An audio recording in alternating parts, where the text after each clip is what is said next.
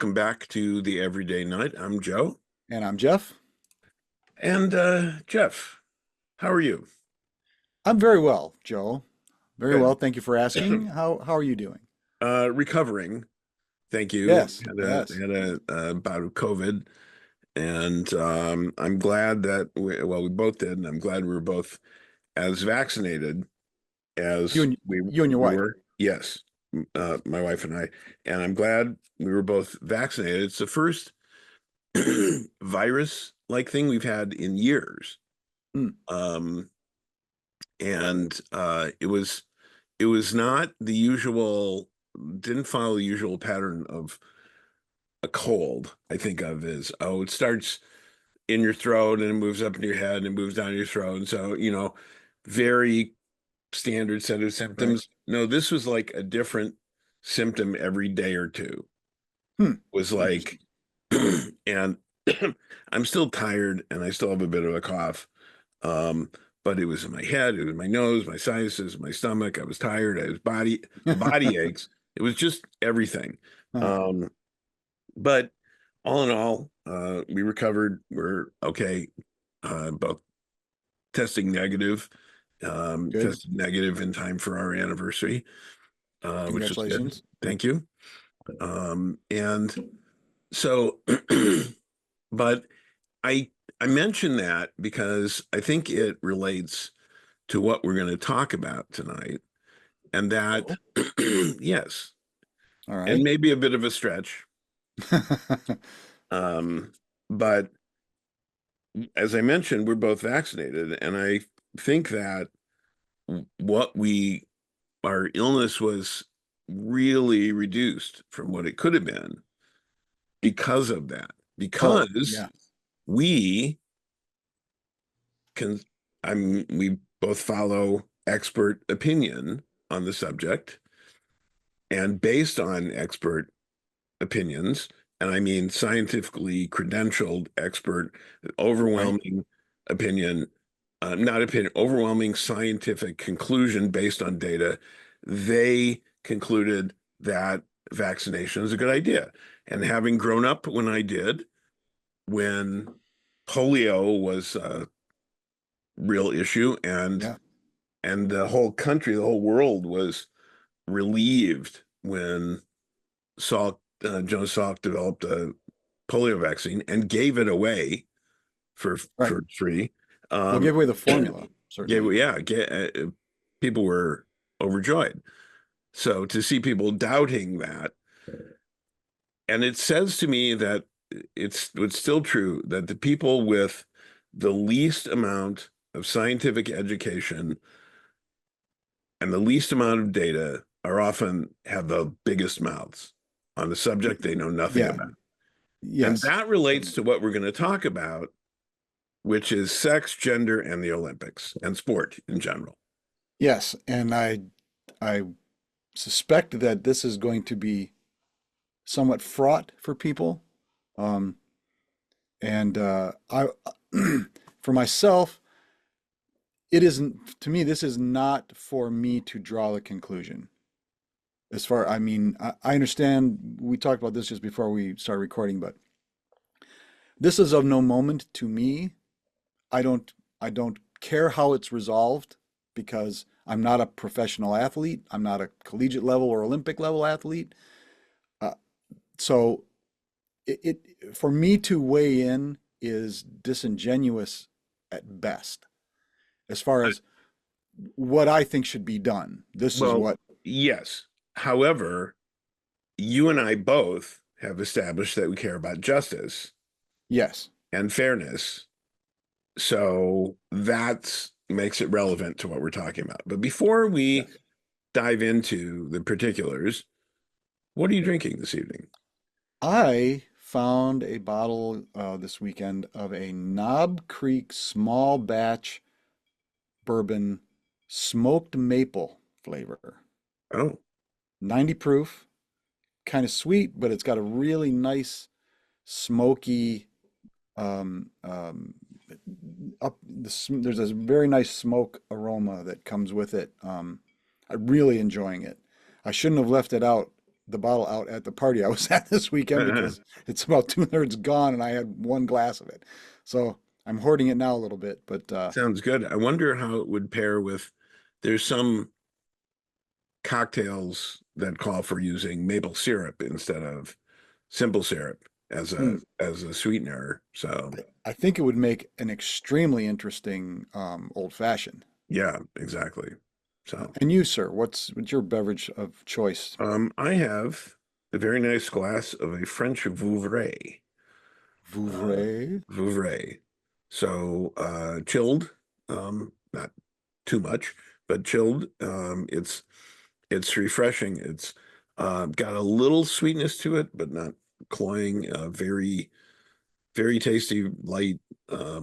Pairs well with all kinds of food and just as a sipping wine too. So Excellent. Well, here's to you.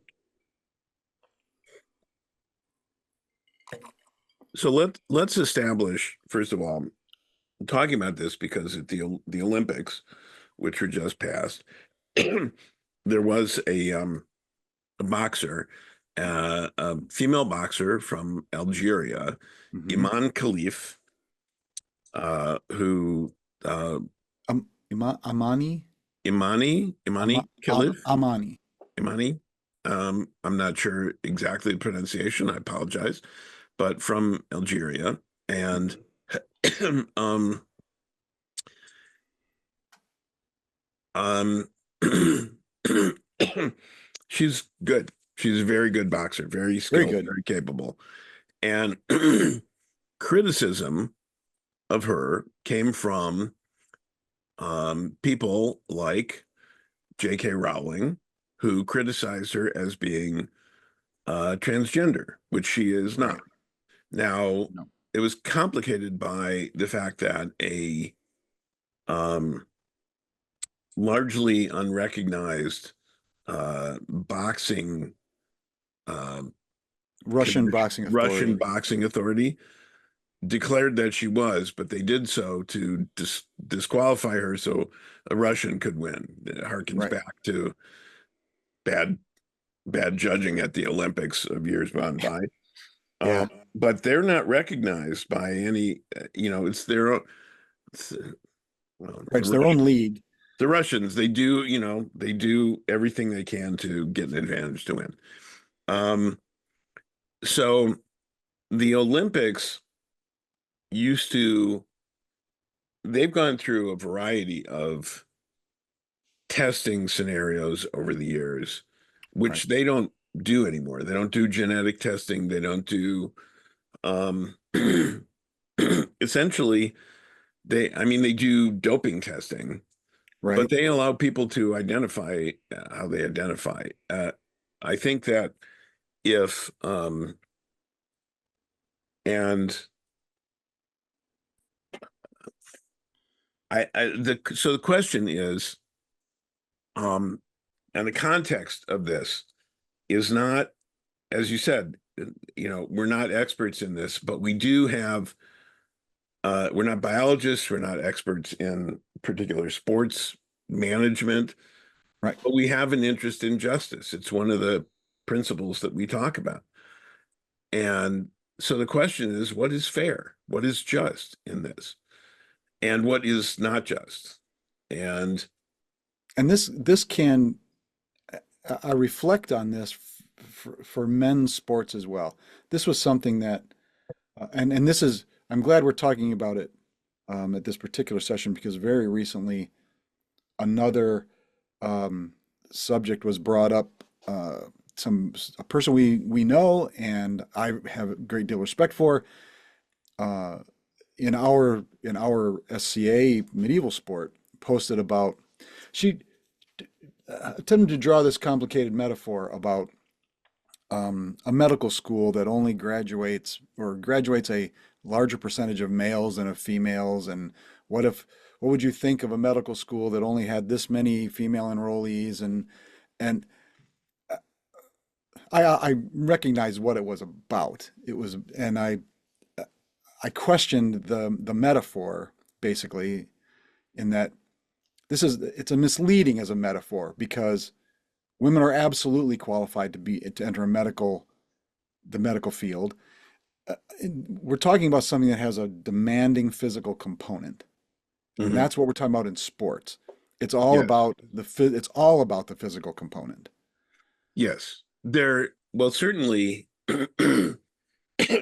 um, and I think there was a movie about this years ago about someone who was able-bodied entering the Paralympics in order to win.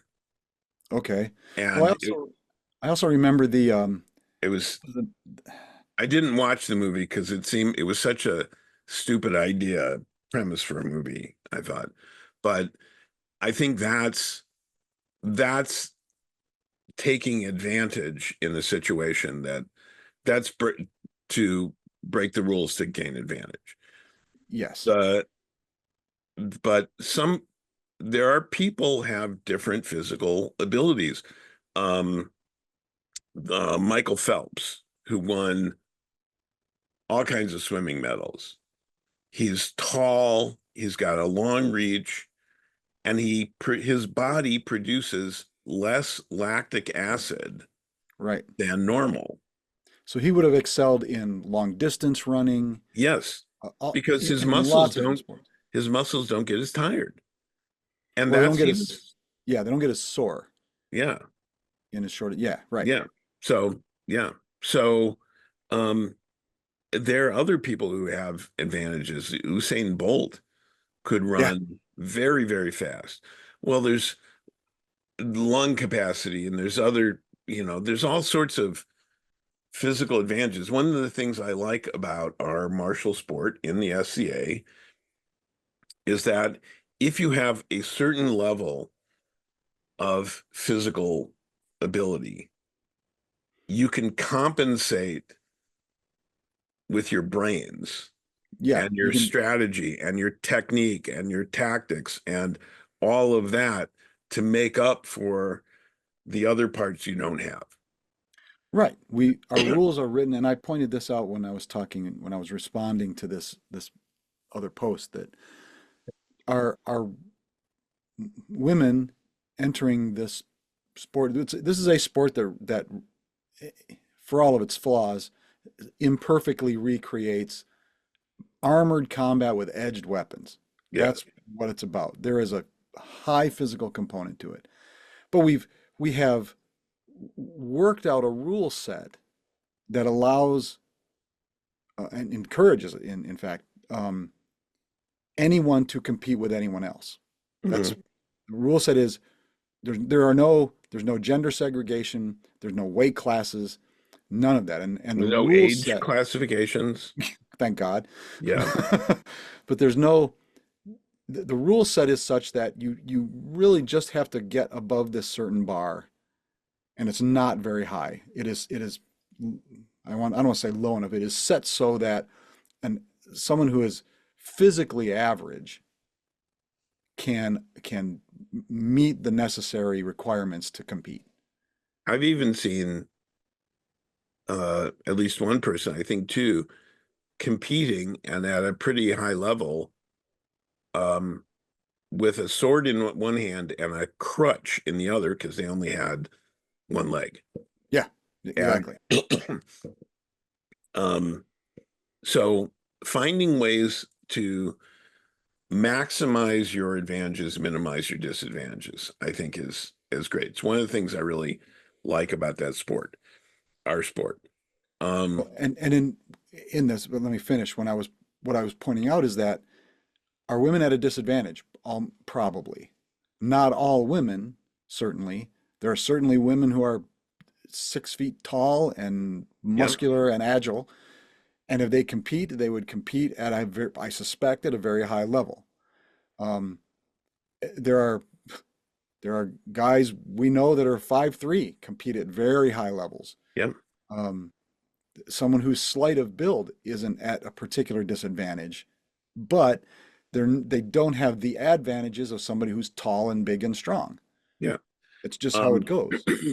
well, which leads me to the the idea that sex is it's not a binary. It's a Right. what's called a bimodal distribution.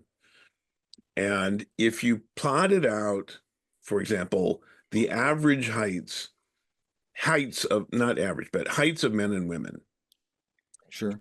the heights, the peak of distribution of men, the average height, and the average heights of women would be two two peaks, And maybe two not bell average, but curves. not average, but median. Yeah. But there'll be an overlap.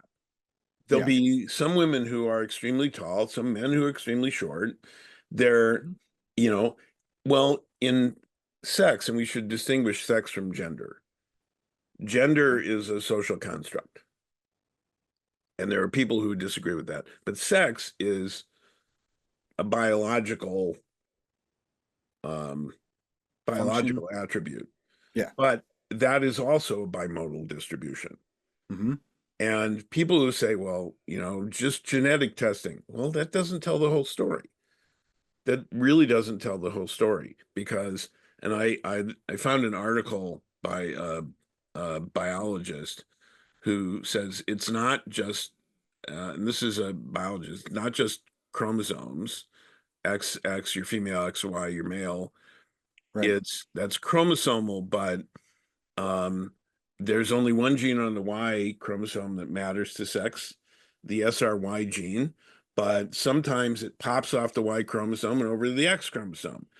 And sometimes, um, and sex related genes turn on hormones, and sometimes there's a hormone uptake problem. And sometimes you know, it's really complicated. There are scientists who study this question their entire careers, and more is being discovered about it. It's really complicated. It's super complicated, but oftentimes when this discussion is had, okay, but what's the percentage distribution of those things happening? And that I don't have that. And it's yeah, you can talk about, well, yeah, and there are cases, is it 4 out of 100,000 cases? What's the distribution of that particular circumstance? Is that something is it statistically important to consider? Statistically important, because that's a question. That's a valid question when you are talking about making a rule for an international organization. Yeah, I don't know, and I could try looking that up, but I think the fact that I don't know isn't a problem because I simply want it to be fair. I want it to be just. And Right. it is not, it's generally not an issue. The people who are making it an issue, in fact, the people with the loudest mouths are the people with the least amount of knowledge and expertise. And Right. that's Well, so true in so many things. and certainly the biggest cognitive bias. Yes. That's always the case. The loudest person is the person with the most bias. Right. So the they're very loud and they say they're talking about fairness, but they really aren't. They're speaking out of their own bias. They're not taught it's masked as fairness, but it's not. And if they cared about fairness and equal opportunity for people, that would be expressed in other policies that are more significant than competition Well, in sport. yeah, okay, sure, sure. But we're concentrating on this on We the are. sports We thing, are. right? So yeah, fairness, but to be fair, there's there's a this question needs to be resolved one way or another, I think, because if the argument is that, well, there's no difference, or the differences are so complex that we can't parse them, then what we essentially do is eliminate the difference between male and female sports. I mean, that is a logical end to that Well, argument. I think that well, I see where you're going, but, and I just looked it up, generally fewer than 1% of the worldwide population are transgender, identify as transgender. Sure. Um, But there, it's only when we get to the highest 1% of a sport that it's really an issue. I mean, you're hearing a lot of yelling about it at high school level sports. at high schools and in bathrooms and then, Yeah. all sorts of stuff. There are women like the woman who won a wrestling gold medal. As she was coming up, she had to compete against boys Yes.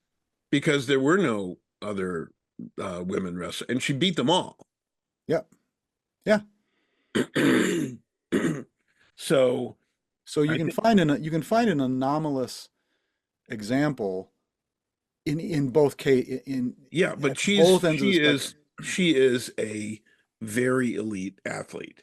Yes. And Absolutely. if you remember many, many years ago, I remember this. It's got to be, it's about 50 years ago. Billie Jean King and Bobby Riggs. Bobby Yes. Riggs, who was a tennis player, and Billie Jean King, who was a world-class tennis player, Tennis and champion. he champion, yeah, and he didn't think that he challenged her, and it was a big deal. I remember watching it in the dorm, and Oh yeah. everybody was cheering for Billie Jean King Well, because because he was an Bobby Riggs is a asshole dick. too. Yeah, Yes. and she, He was a sports hustler. yes, He would bet and challenge people in all kinds of activities and find a loophole. yeah, Find a way. Bobby, I mean, the name Riggs kind of went to his whole shtick, right? So yeah, so he was, and I think it was mostly publicity. I think Billie Jean King was taking it more seriously than he was, but he got his ass handed to him he regardless. really did. But there were a lot of men who thought, oh no, it's not possible for um it's not who were mistakenly who mistakenly thought it's not possible for any woman to beat any man. Yes, and that was just plain wrong. Yes, exactly. And that's wrong.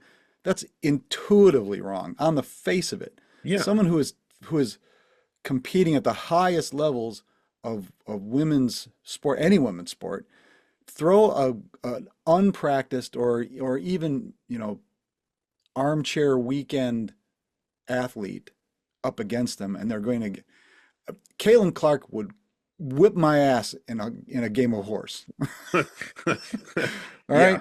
I played high school basketball, but there's no comparison. Yeah, None.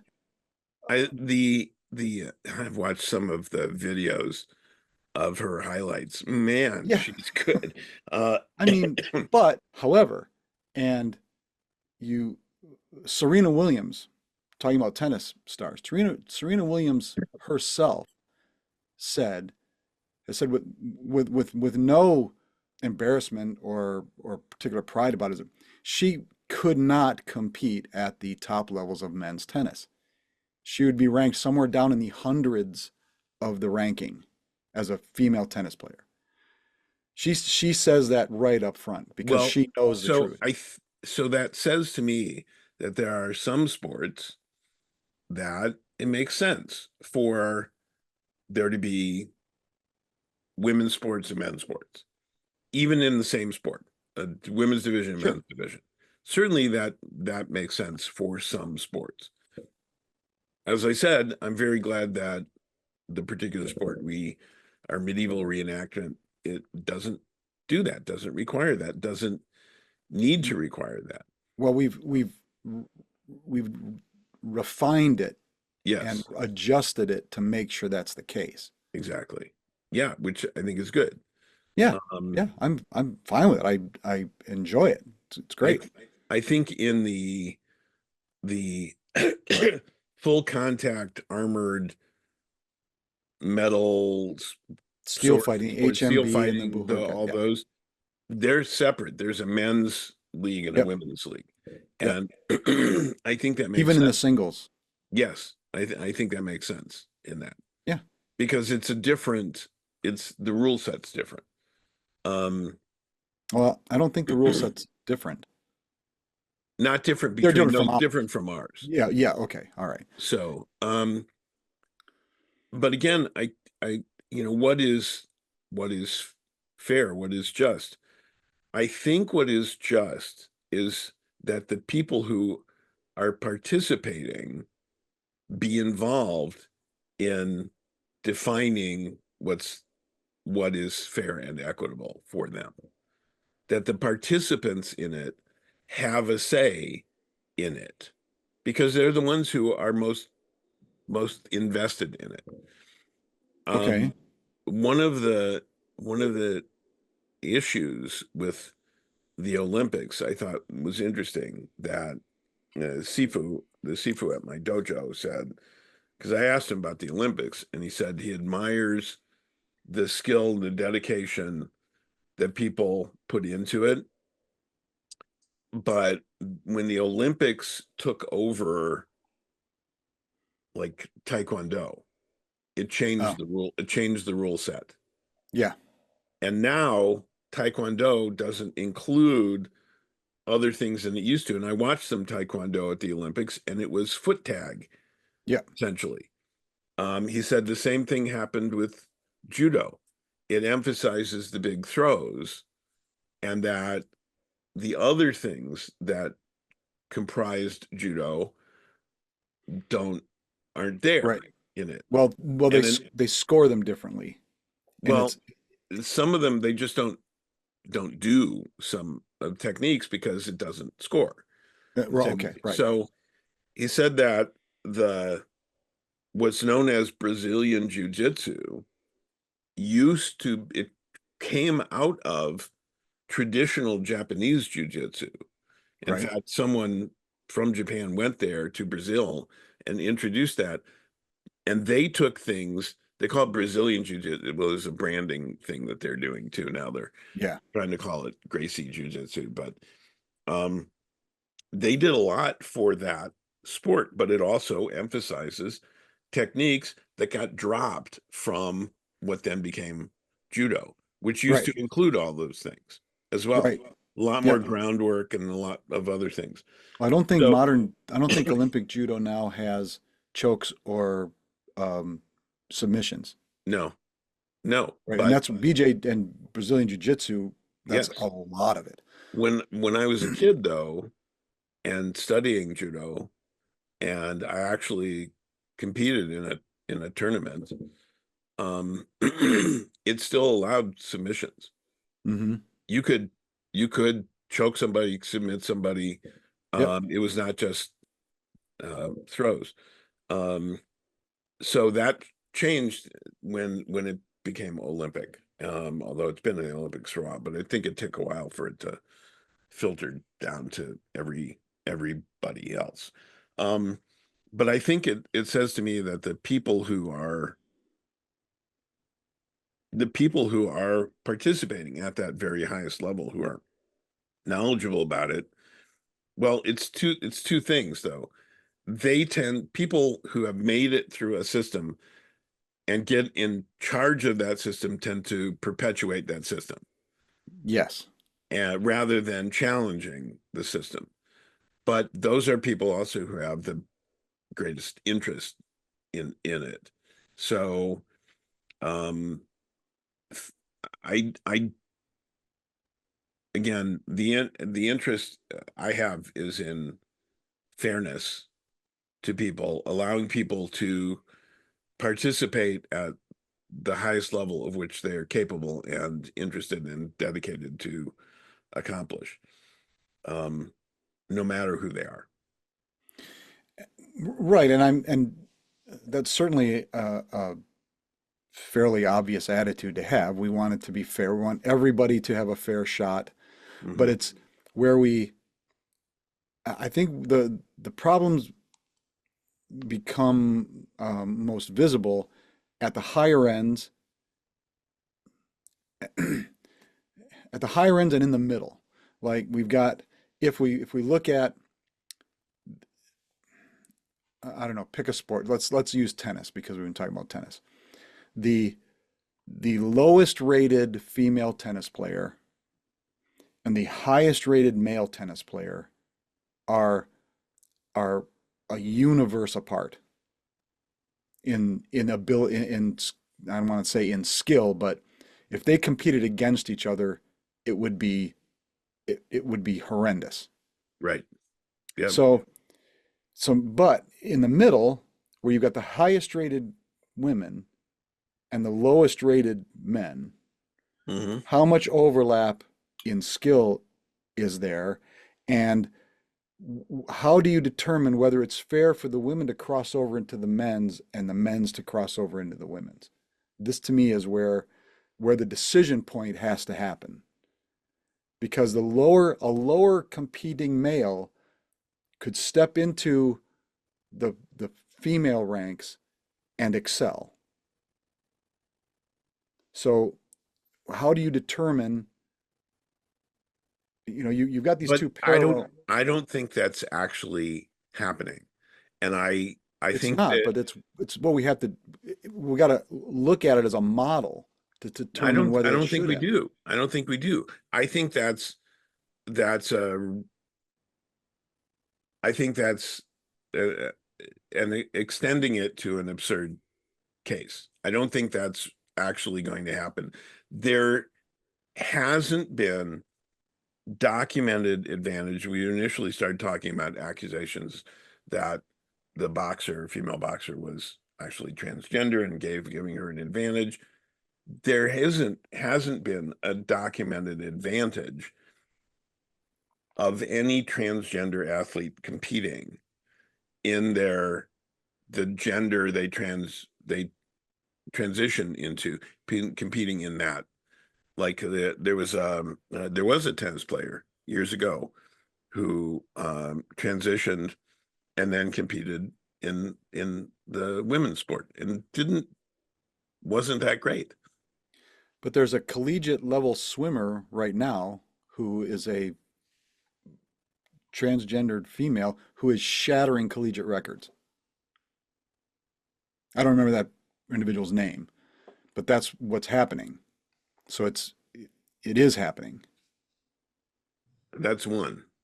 Well, exactly, yeah, it's a record. So yeah, there's only one. So is that record is that record going to stand until some sort of genetic anomaly comes to reclaim it for female sex women? I don't have an answer for you.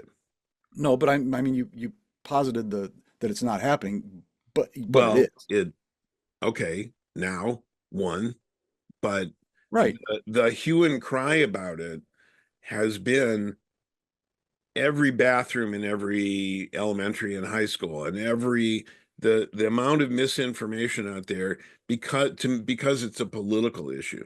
The loudest Oh, mouths yeah. with the least amount of knowledge are making it a political issue when it doesn't have to be.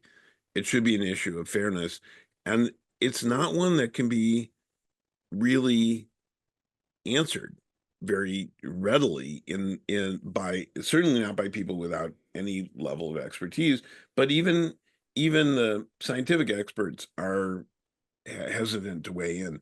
The big Well, the because it's a thing political issue. because it's a political issue, the biggest determinant it seems to be testosterone levels and Okay. I um don't know that that's what the Olympic level or the Olympic committees are currently using, apparently. I think so.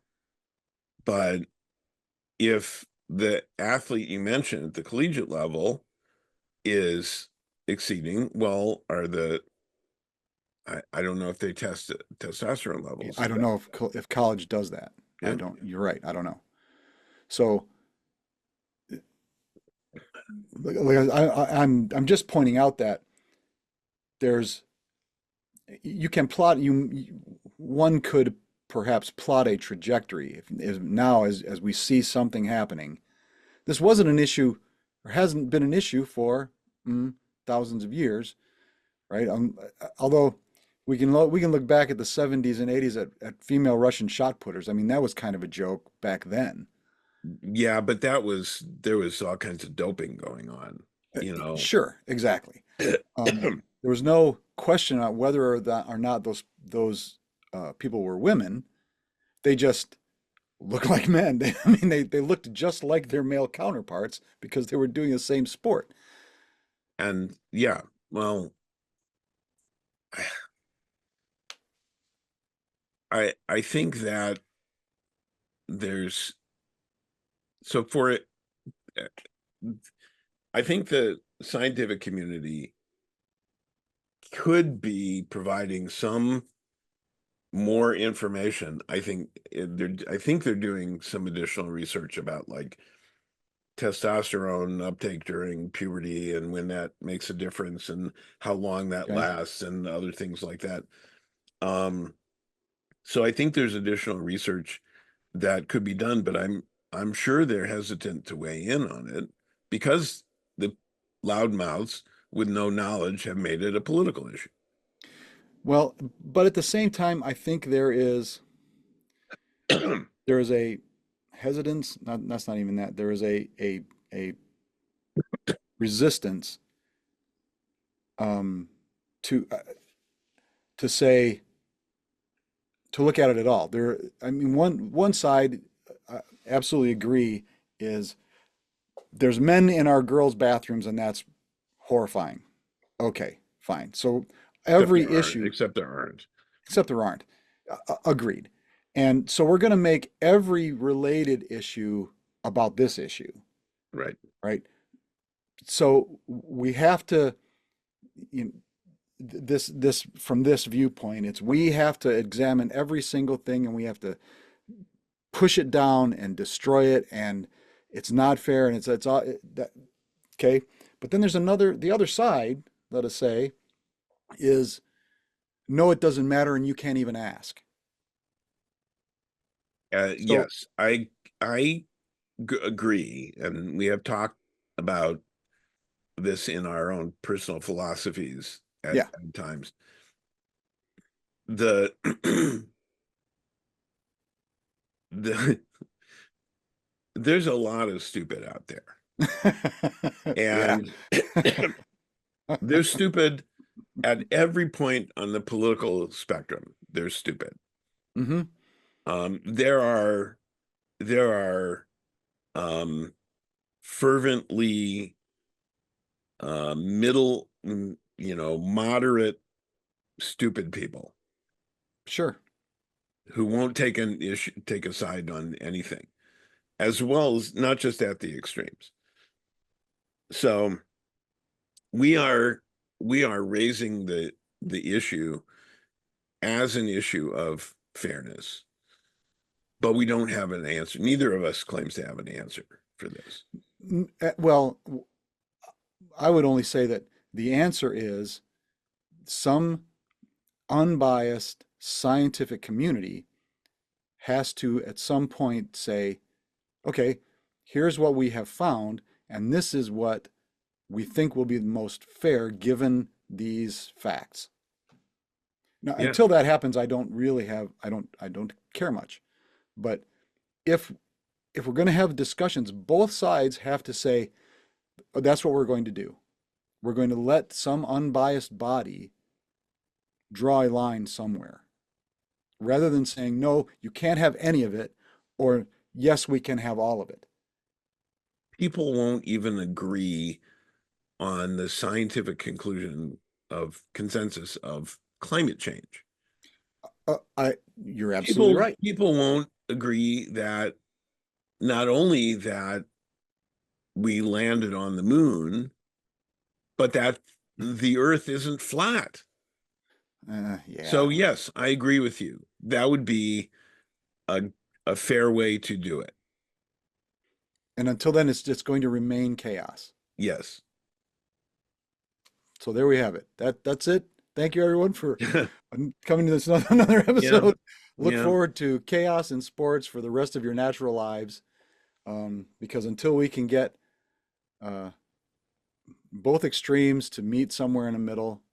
This is always going to happen, and Well, that's meet what somewhere happened. in reality rather than in the middle, because the middle between two extremes that are unrealistic is not meeting in reality Well, necessarily. it's true. Perfect compromise may not yield the actual truth, Yes. Yeah. but maybe everybody would shut the fuck up.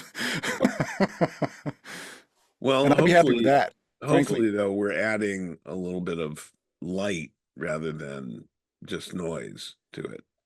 Well, yeah, I don't know that we're adding anything but more noise, but at least Yeah.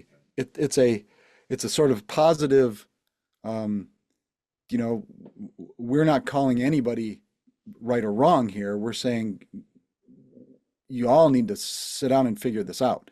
Yeah. Oh, there are some people who are definitely wrong. Yeah, and they're on both ends.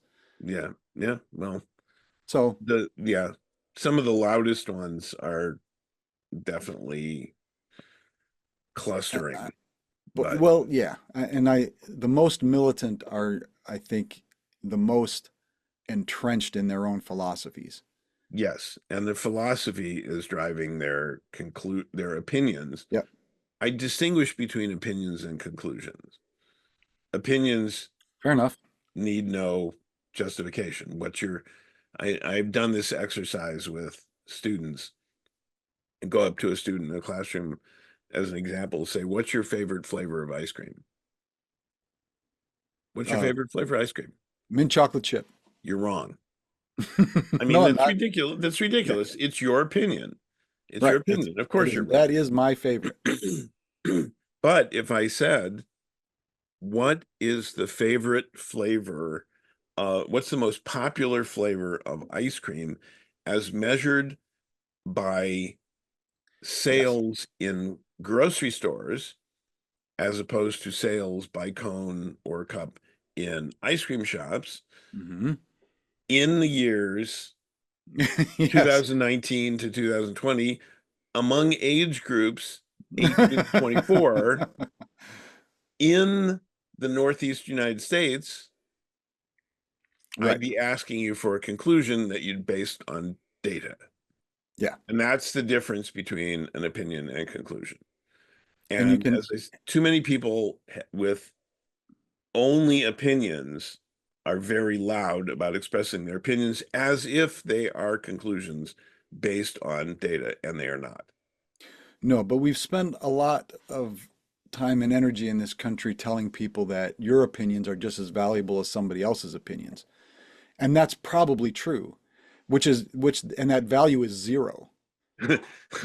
Yes. Unfortunately, that has not been expressed correctly, I think. Senator Daniel Patrick Moynihan years ago famously said, you're entitled to your own opinion, but you're not entitled to your own facts.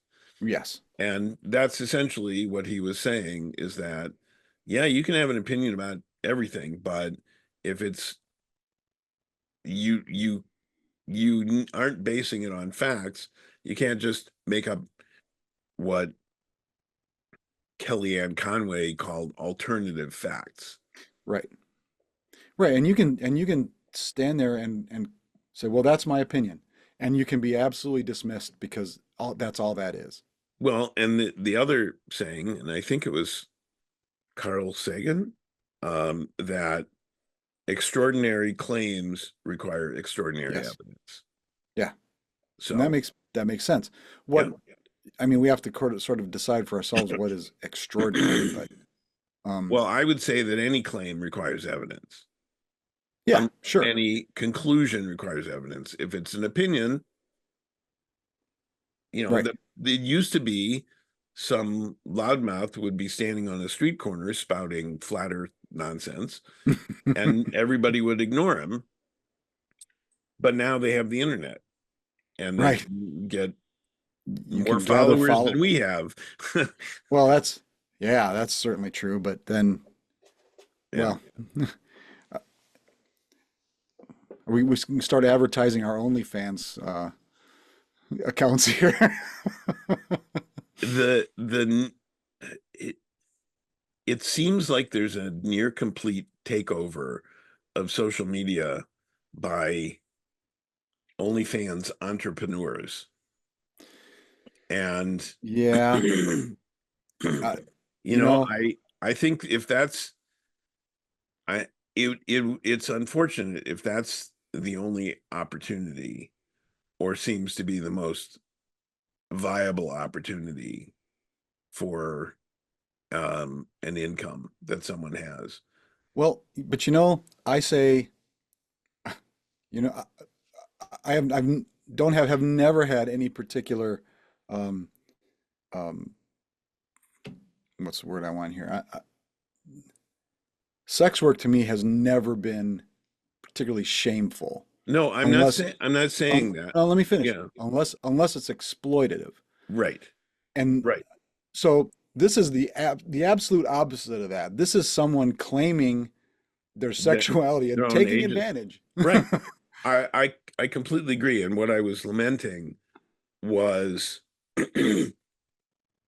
limited other opportunities, Oh, well, well, potentially limited other opportunities, but because we is it a don't know, limit?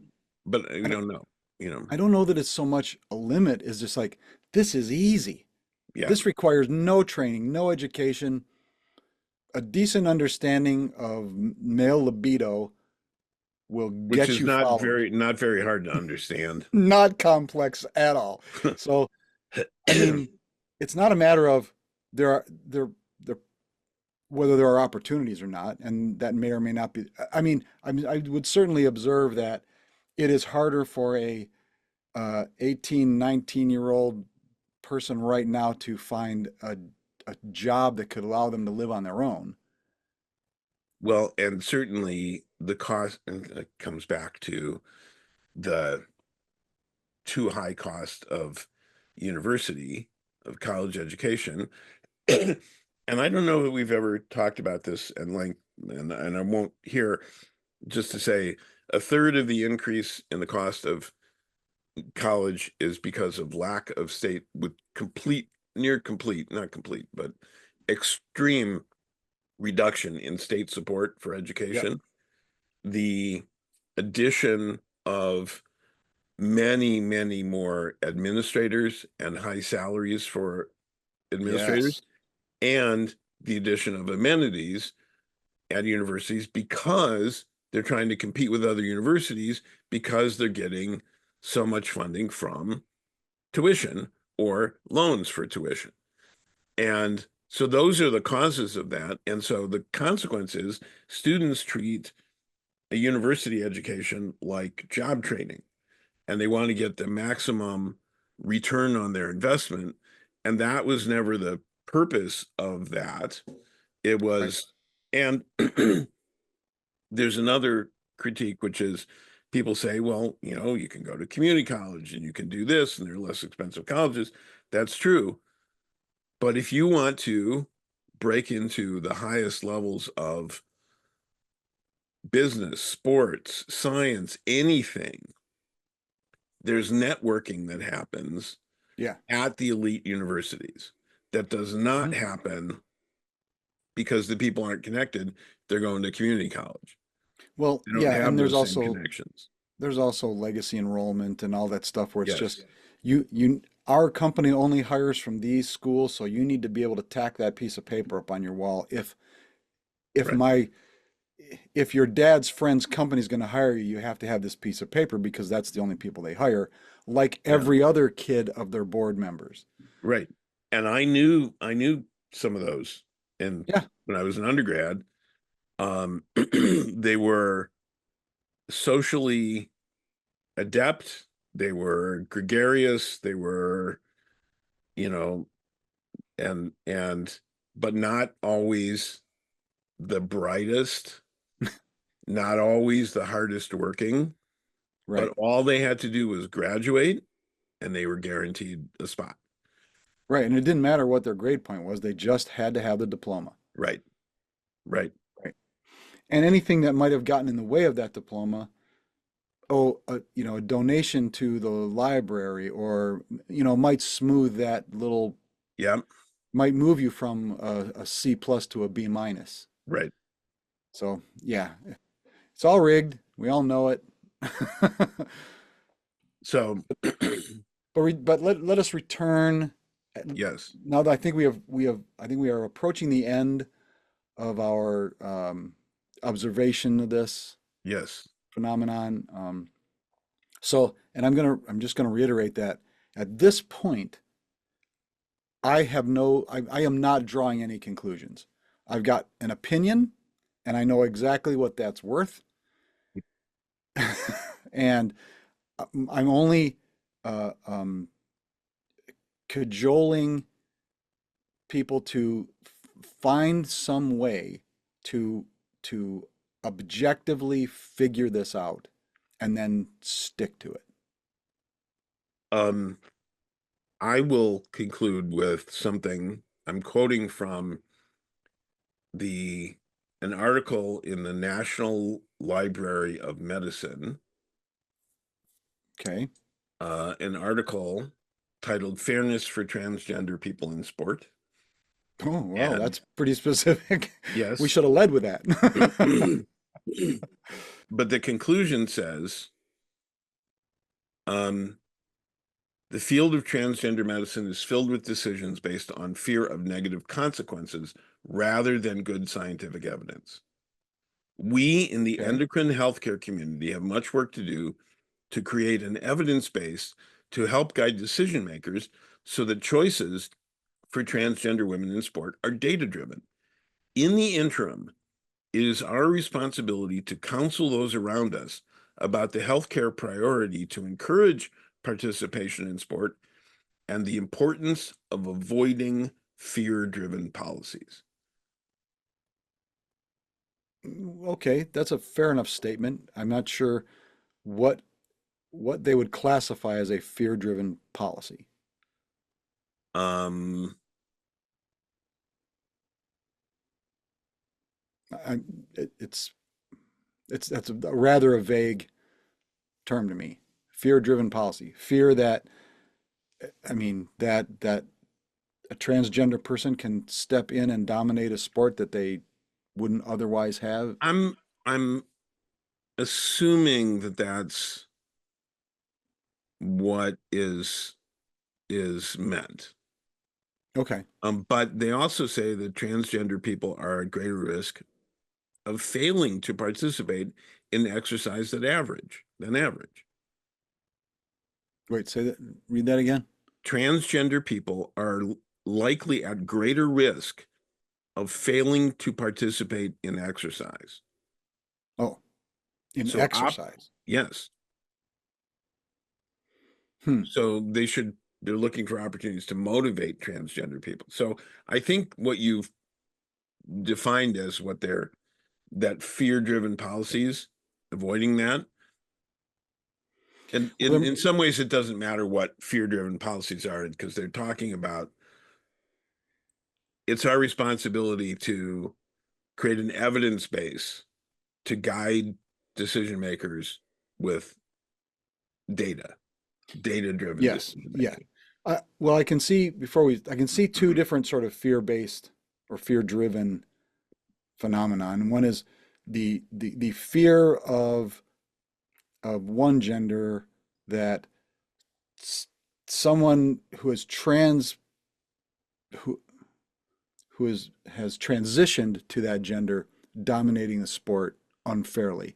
I think there's also the fear of participating is there's also a fear of ridicule. Yes. So Yeah. they're sort of opposite things, but both need to be addressed. Right. I absolutely agree. So, and this article was from 2022, so it's fairly recent. Okay. So, um, so I think we've talked about this, and as always, we will continue to examine issues based on the chivalric virtues. Yeah. And if you have any out there have any observations about our observations, um, write them in. You know, tell us we're wrong. Give us some more information that we didn't come across in this discussion, we'd be Yeah, happy to hear please. it. And Mm. please like, share, follow, and suggest other topics for us to talk about. Yeah, please. Um, and so I think that'll do it. I'm I almost think out so. of liquor here, so it's a good time to stop. I've transitioned to a cough drop. So Okay. You look more like a throat lozenge, frankly, but